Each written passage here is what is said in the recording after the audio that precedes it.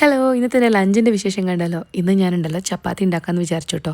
ഇഷ്ടപ്പെട്ട് ഉണ്ടാക്കുന്നതൊന്നുമല്ല, പക്ഷേ ചപ്പാത്തി ആണെങ്കിൽ കുറേ സമയത്തേക്ക് ആർക്കും വിശക്കാൻ പോകുന്നില്ലെന്ന് എനിക്ക് ഉറപ്പായിരുന്നു. പിന്നെ ഞാൻ കഴിഞ്ഞ ഒരാഴ്ച ആയതേ ഉള്ളൂ നല്ല പെർഫെക്റ്റ് ഷേപ്പിൽ ചപ്പാത്തി പരത്താനും കരിയാതെ ചുട്ടെടുക്കാനൊക്കെ പഠിച്ചിട്ട്. എനിക്കിഷ്ടമില്ലാത്തൊരു ഐറ്റം ആയതുകൊണ്ടായിരിക്കാം ഞാൻ ഇതുവരെ അത് പഠിക്കാൻ ശ്രമിച്ചിട്ടില്ല എന്ന് പറയുന്നതായിരിക്കും കേട്ടോ സത്യം. പക്ഷേ ഇതിപ്പോൾ ഉണ്ടാക്കി ഉണ്ടാക്കി ഞാനും പഠിച്ചു. ഇന്ന് എന്നെ ഹെൽപ്പ് ചെയ്യാൻ വേണ്ടി അടുക്കളയിൽ അശ്വനുണ്ട് കേട്ടോ.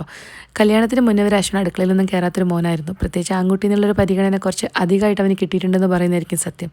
പക്ഷേ ഞാൻ വന്നതിന് ശേഷം അതൊക്കെ ഞാൻ ചെറുതായിട്ടൊന്ന് മാറ്റിയെടുത്തിട്ടുണ്ട് കേട്ടോ. കാരണം അങ്ങനെ ഒരു പരിഗണനയുടെ ആവശ്യമുണ്ടെന്ന് എനിക്ക് തോന്നിയിട്ടില്ല. പിന്നെ ഞാൻ ഉണ്ടാക്കുന്നതും അവന് വേണ്ടിയിട്ട് തന്നെ ആയതുകൊണ്ടും അവൻ ആ റിയലൈസേഷൻ ഉണ്ടായതുകൊണ്ട് തന്നെ എൻ്റെ കൂടെ അടുക്കളയിൽ വന്ന് ടൈം സ്പെൻഡ് ചെയ്യാനും അതുപോലെ തന്നെ കുക്കിങ്ങിലൊക്കെ ഹെൽപ്പ് ചെയ്യാനൊക്കെ ആൾക്കും ഭയങ്കര ഇഷ്ടമാണ് കേട്ടോ.